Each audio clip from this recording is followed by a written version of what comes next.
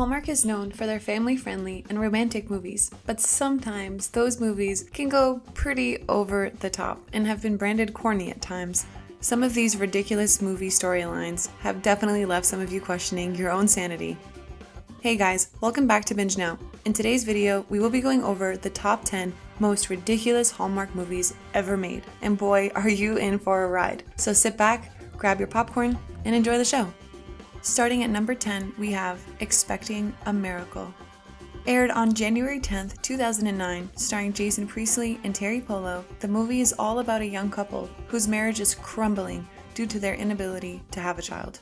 They then plan a holiday to smoothen out their issues, but fate has something else in store for them. The couple ends up stranded in a Mexican village where their car breaks down. Well, I think we should find a town. There's got to be some civilization around here somewhere. There's a sign right there that says there's a town ahead, I believe. Okay, a town is good. A town means people, and people means someone who can help us. So come on, let's go. Here, they meet a young crippled boy named Pepillo. My name is Pepillo. What's your name? Pete? Pete? No, Pete. Pete. Like Peter. Pedro? This kid charms the couple and eventually manages to warm them up to the idea of adoption. Sounds like a sweet enough movie, doesn't it? A Hallmark trademark so far. But things take a turn when the priest of the small town shows up, played by Cheech Martin, the 70s infamous pop god. And yes, I am talking about Cheech from Cheech and Chong. Hey man, that's P! No kidding. What are you doing with P? That's for my probation officer, man. What, does he drink P? In the movie, his character is supposed to speak lessons of love and virtue, which are difficult to believe and incredibly humorous given the actor's background. The movie ends with Pepillo getting magically cured after flying around town in a flying machine. If you're wondering what's going on, this is some crazy tricks a magical saint apparently came up with. Finally, the young couple, on returning home, finds out they're pregnant. If you thought this was a crazy movie, then hold up. We're just getting started, ladies and gentlemen. Next up at number 9, we have SUPERNOVA. Aired on September 5th, 2005, SUPERNOVA is quite literally a disaster flick with the impending destruction of the Earth due to fireballs raining down from outer space.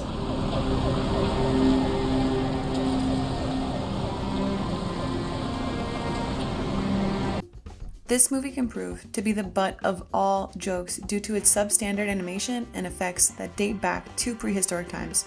Sorry, but not sorry. This is what you get.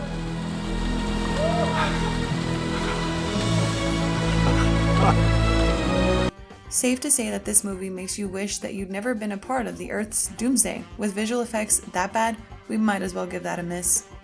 Moving on, at number 8, we have A Carol Christmas. Yes, you heard that right. Not A Christmas Carol, but A Carol Christmas. Hi. How's it going? Okay, I guess. Christmas with Carol is not the most wonderful time of year. Well, working for Carol, there is no most wonderful time of the year. You know, I'll get into the holiday spirit once I'm done with her and I can focus on moving.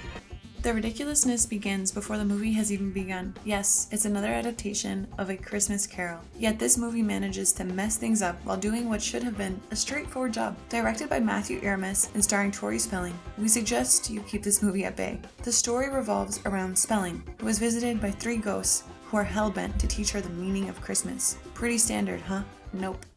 Gary Coleman and William Shatner are cast as the 2 of the aforementioned ghosts. Now, why these actors decided to play that role is a question that will never be answered. One guy is a former Enterprise captain that will make you snort with laughter, and the other is a washed-up child star from the 80s. Put together, they make a disastrous combination. Good luck sitting through this one. At number 7, we have The Town Christmas Forgot. Aired on November 5th, 2010, starring Lauren Holly and Rick Roberts, this family movie is all about stressing upon the togetherness of the festive season and how Christmas is not about material possessions. Bringing to you the first course of jokes is the irony of this message, considering the fact that the Hallmark Company has been minting money during the holiday seasons for 2 decades now. The movie covers a wealthy family that gets stranded in a small, poor town called, wait for it, Nowhere Town. Yes, you heard that right. Full points for creativity. To end it all, they manage to somehow bring in Santa Claus, who blesses the screen with his timely appearance. Overall, the movie tries to convey a message of positivity and festive cheer, but it falls flat. Up next, at number 6, we have Final Approach. In hindsight, this movie should have never been made. Aired on May 24th, 2008, Hallmark aimed to tackle the action genre of film and failed miserably with the final approach. The movie is based around a terrorist hijacking of a plane that happens to have an FBI agent as one of its passengers. Wow, FBI, that must be interesting. Well, it was. But on to bigger and better things, I guess. Predictable much? Yeah, we think so too. The movie has little to no suspense, at most times appears to be plagiarizing elements and scenes from the Die Hard franchise and Passenger 57. What the hell's going on? We're taking control of this aircraft. Just when you think it can't get any worse, you realize this flight has no plans of landing yet. This movie runs for a total of just under 3 hours. Great movie for a long nap if you ask me. And guess who plays the terrorist mastermind in the movie? None other than Anthony Michael Hall. Now picture that. Yep, not the most intelligent casting. At number 5, we have The Mysterious Island. For this one, they've taken a famous Jules Verne novel and made it into a movie. How bad could this one be, right? Wrong. Hallmark's version of the book fails to do any kind of justice to this famous story and falls horribly short of the majestic nature of this work. The one dot of positivity that this film brings is a casting of Patrick Stewart.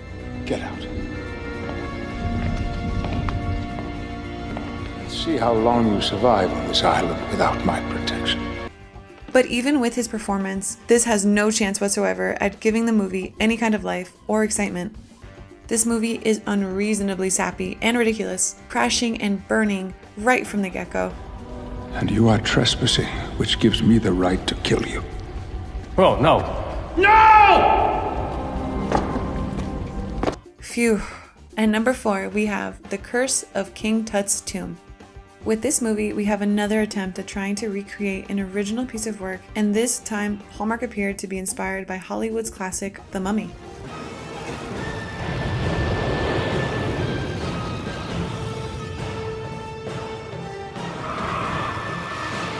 But sadly, with an incomparable budget and special effects, that should not be called special, but simply effects. The Curse of King Tut's Tomb fails to meet any kind of minimum expectation that you might have had from this movie.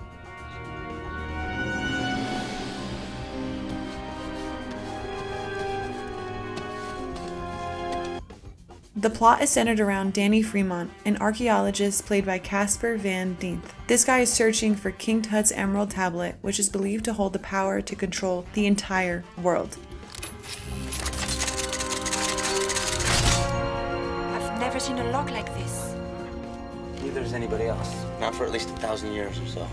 Rather unfortunately for Danny Fremont, the only person who believes in this tablet is his arch nemesis archaeologist, and the story goes on from there. This movie drags on for well over 2 hours, which is extremely slow and painful. At number 3, we have Final Days on Planet Earth.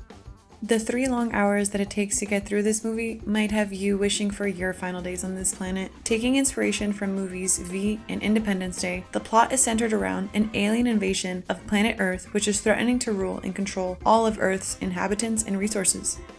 The alien queen in the movie is disguised as a worker for the mayor of San Francisco, which is a highly dubious choice considering the plan to take over the planet, but according to the movie, it is all she requires for world domination. The story unravels at a pace slower than anything you could possibly imagine, and combined with its plot, which is a devoid of logic, this movie clinches the 3rd spot in this countdown of the 10 most ridiculous Hallmark movies ever, for plenty of reasons.